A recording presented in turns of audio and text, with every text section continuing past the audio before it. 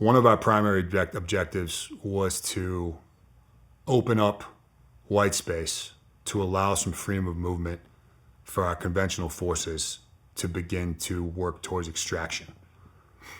So opening up roadways and creating a white space bubble of a reduced threat so some of these entities could get to places like Bagram or Kandahar, or be able to get to a place to get out of country. Right? 2011, we had decided, and we were at least looking at, drastically scaling down in the future, like in the coming months. So we needed to create a bubble and within our area. When we first got there, there was no bubble.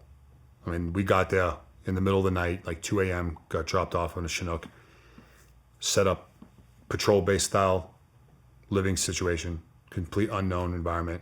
No team, we didn't rip with a team. We were the first team to go to this location. No shit. Yeah, first team at this location. So there's nothing there. There was a team on the ground that was physically there, but they had just got there 2 days prior or a day prior just to meet the logistics to start pulling them out.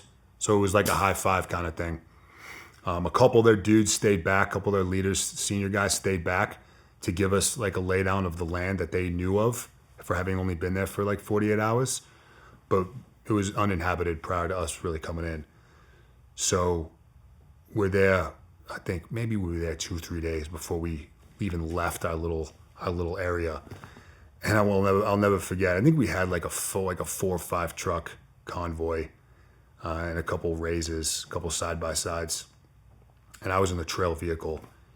And my vehicle didn't even get onto the road and we were in contact.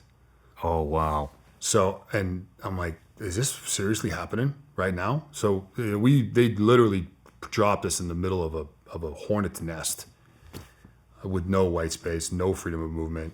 And one of our primary missions was to expand that, us and the other 2 ODAs along that valley, to allow some maneuverability for some of these other units, primarily to give them an option to evac out of country.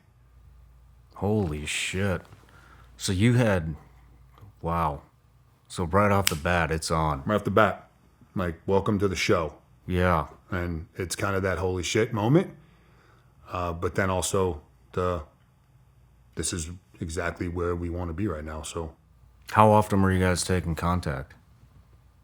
Basically every time we went out, most times we went out, at least for the first half of the trip. First 3 months, we were taking contact just about every time we left our camp. But then the winter came in, January timeframe comes in. And when you're at that altitude, the snow is epic.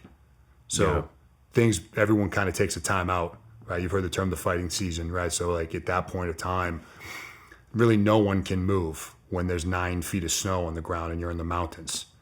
So we did kind of go into this 6-8 week kind of like hibernation phase from, call it January through February-ish timeframe.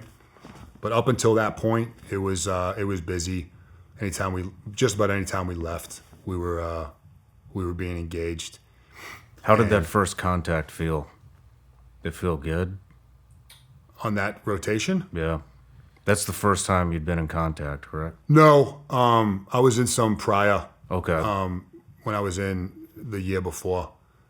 So it wasn't my first time, but it certainly was my first time with that level of frequency.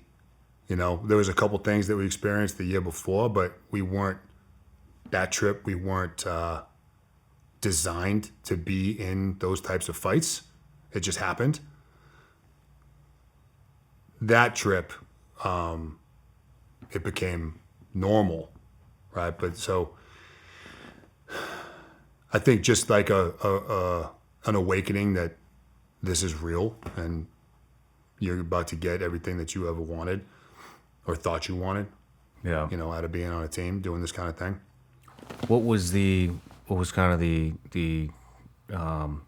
would you guys pursue the threat, or would you break contact? What was the deal with that? Yeah, man. You know, the term "it depends" is used a lot, man.